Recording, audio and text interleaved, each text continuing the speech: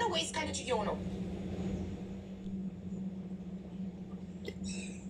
ከልጅየው ነው። አባት የላቸውም ሲጀመር ቤት ልጆቹ ሚስት አላቸው እናቲቷ በሕይወት አባታቸው ሟች ነው። አባት የላቸውም። ቅድም ግን እሷ ያለችው ምንድን ነው? ሰውየው አስቀምጧት ለብቻ የለውም ሚስት የለውም። ልጁ የስንት ዓመት ልጅ ነው? ስንት ዓመት ይሆነዋል እድሜውን ስትገምጪ? 27 28 ይሆነዋል። 27 28 ይሆነዋል። እና መዳም ቤት ውስጥ የለችም እሱ ይሄን ሲያደርግ ከአንቺ ጋር? ሚስት የለውም። እናቱ ናት። እናቴቱ ብዙ ጊዜ በተደጋጋሚ ጠይቃኛለች። መዳም እኮ ማለት እናቱ። ታዲያ መዳምሽ አይደለች? እናቱ አታይም ወይ እኮ ነው የምልሽ። ሚስት ብቻ ነው መዳም ያለሽ ማን ነው? እናቱ እናንተ ይህን ስታደርጉ አታይም ወይ?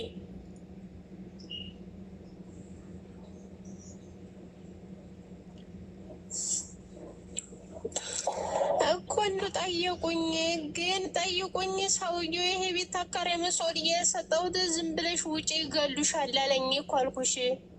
እኔ የሚግደሉኝ እንጂ አልወጣም። ወደ ህግ መድረስ እፈልጋለሁ። ኤምባሲም ጋር ቢሆን ደውል እናገናኘኝ አልኩት። እንደዛ ግን አላደረገልኝም። ሰውዬው አተባበረኝም። አልገባኝም። እነሱ ቤት ስንት ወር ነው የሰራሽው?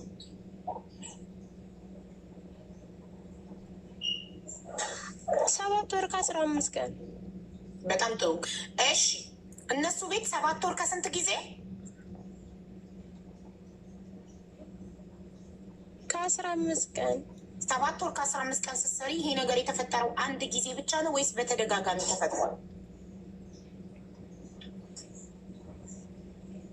7 ወር ከ15 ቀን ስትሰሪ ይሄ ነገር የተፈጠረው አንድ ጊዜ ብቻ ነው ወይስ በተደጋጋሚ ተፈጥሯል?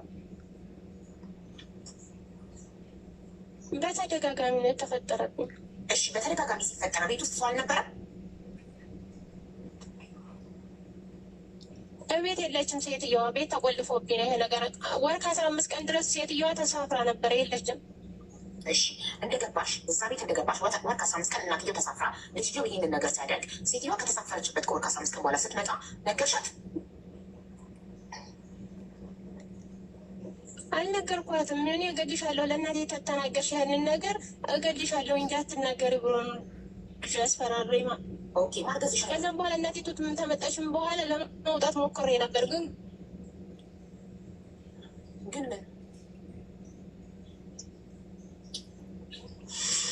ለመውጣት ሞክሬ ነበር።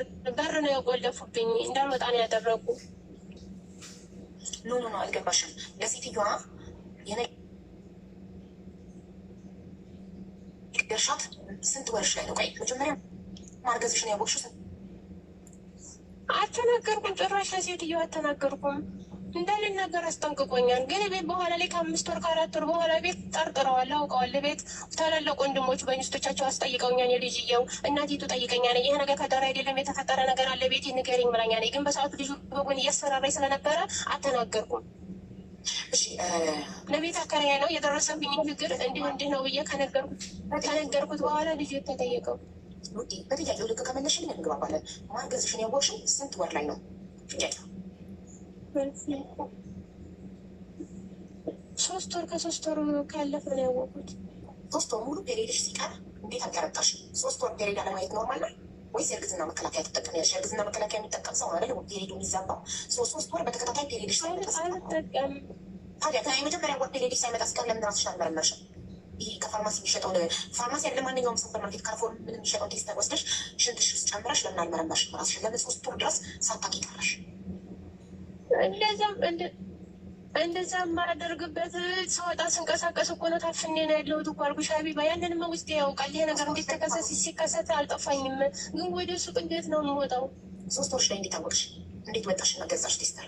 3 ወር ላይ በምን አጋጣሚ? ሲያመኝ ነው። የእውነት አንዳንዴ በጣም ይከብዳል። ለማመንም ለመፍረድም ችግር ነው። ልጅቷ ቤት እየተቆለፈባት ከሆነ እንግዲህ ስራ ሲሄዱ እየጠበቃችሁ ነው የምታደርጉት? የት ክፍል ነው የምታደርጉት? እሱ ሰራተኛ ክፍል ይመጣል ወይስ አንቺ? ምን አይነት ጥያቄ ነው ሀቢባ የምትጠይቅኝ? በቤት ልጁ ይጠጣል፣ ልጁ ያጨሳል። በምሰራበት ቦታ ነው መጥቶ የሚይዘኝ ማለት ነው። እኔ ሴት ልጅ ነኝ እና ዝም ብዬ እንደከብት ዝም ብዬ የተሰጠኝ እንድቀበል ነው የምትፈልጊው? እኔ በፍላጎት እና እኔ በፍላጎት ነው የሚል ቃል ካፌ ወጥቷል። እየመረመርኩ ነው፣ ግራ ቀኝ እየጠየቁ ነው። እኔ እንደ ከብት ዝም ብዬ የተሰጠኝን መቀበል ሰው አይደለሁም። እጠይቃለሁ እንዲገባኝ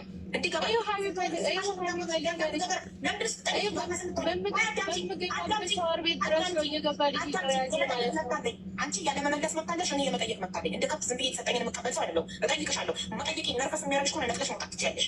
ለምን ትጠይቅኛለሽ ያለሽ እንዴ? እጠይቅሻለሁ። ሳልጠይቅ ነው እንዳግዝሽ የምትፈልጊው? መተሽ እኮ ቀጥታ ገብተሽ ሙስሊም ክርስቲያን የሆናችሁ እርዱኝ እኮ ነው ያልሽው። በምንድን ነው የምንረዳሽ? ገንዘብ እየጠየቅሽ ነው አልኩሽ። በገንዘብም በእውቀትም ባላችሁ ነገር እርዱኝ አልሽ እየተመለቃቀፍሽ ገብተሽ። እኛ ያሳገዝነሽ እኛ ያስወለድንሽ መሰለሽ? ሳልጠይቅ ዝም ብዬ ነው ተነድቼ እንድገባ ህዝቡን ብሩን እንዳስበላ የምትፈልጊው? የገንዘብ እርዳታ እኮ ነው እየጠየቅሽ ያለሽ። ኤምባሲ እንኳን ከአንዴ ሁለት ወይ ሪቸክት አድርጎኛል አልተቀበለኝም ብለሻል። ስላላመነበት አይደል?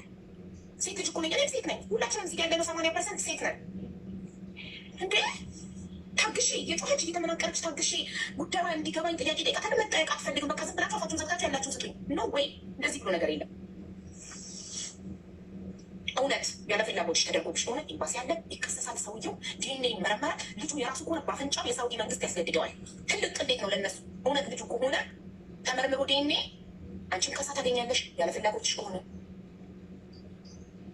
ገባሻ?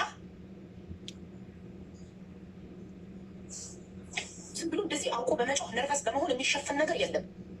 በተለይ እኔ ጋር አውቃችሁ ስላለቀሳችሁ የሆነ ነገር ስለሆናችሁ ጥፋተኛ ናችሁ፣ ተበዳይ ናችሁ፣ ወይም በደል ደርሶባችኋል ማለት አይደለም። ለመጠየቅ ፈቃደኛ ካልሆንሽ እዚህ ቤት አትግቢ። ተገደሽ ከሆነ ፍትህ ያስፈልግሻል። ተገደሽ ነው አይደለ? ያለ ፍላጎትሽ ነው አይደለ? እስከ ጥግ ድረስ ትሄጃለሽ፣ ኤምባሲ ትሄጃለሽ፣ እንጮሃለን፣ ድምፅ እንሆንሻለን፣ ትመረመሪያለሽ። ለምንድን ነው ጉዳዩ በገንዘብ ብቻ እዚህ ጋር ገንዘብ ተለምኖ ብቻ እንዲቀጭ የምትፈልጊው? ለምን ለኤምባሲ ድምፅ እንድንሆንሽ አትፈልጊም? ተደፍረሽ አይደለ? ተገደሽ አይደለ? ለወራት አስገድዶ ነው አይደለ? የኔ ጥያቄ ፈርስት ኦፍ ኦል በፈርስት ዴይ የመጀመሪያ ቀን ሲሞክርሽ ሲያረግሽ ለምን አምጥተሽ አልወጣሽ? ምን ቀጥታ ወደ ፖሊስ አልሄድሽ? ለምን 7 ወር ከሰው? እሺ ቤተሰብ፣ አንዳንድ ሰዎች ለማስረዳትም ለመረዳትም አስቸጋሪ ሁኔታ ውስጥ ናቸው ማለት ነው። እና ልጅቷ ትዕግስት የላትም። ምን አይነት ጥያቄ ነው የምትጠይቅኝ? አትጠይቅኝ ትላለች። ያው እሷ ደግሞ ቀጥታ ነው የምትጠይቀው።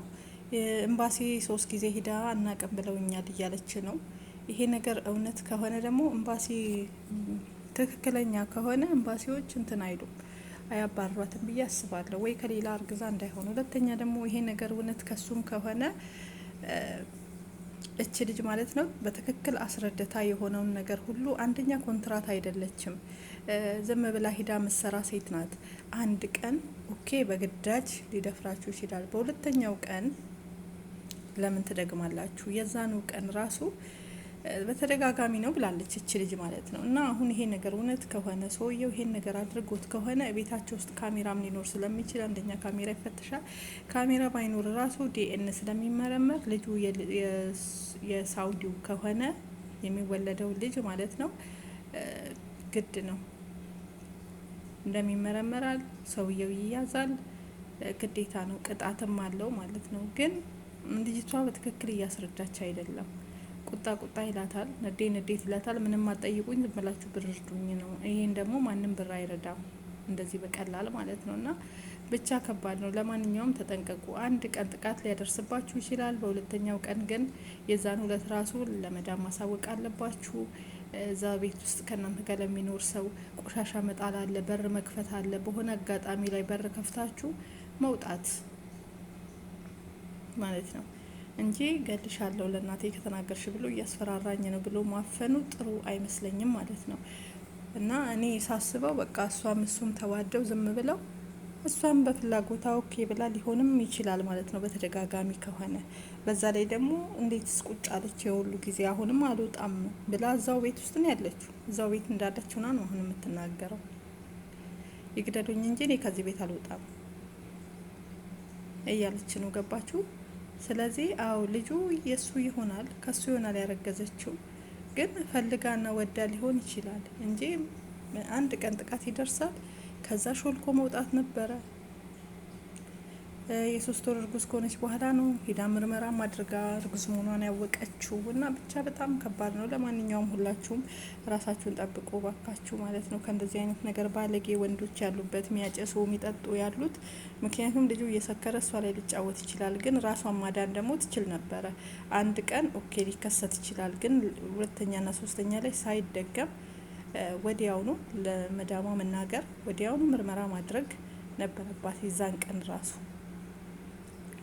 እና ወዲያውኑ ነበር ይሄን ነገር ማድረግ የነበረባት። የአንድ ቀኑ የግዳጁ ቀን።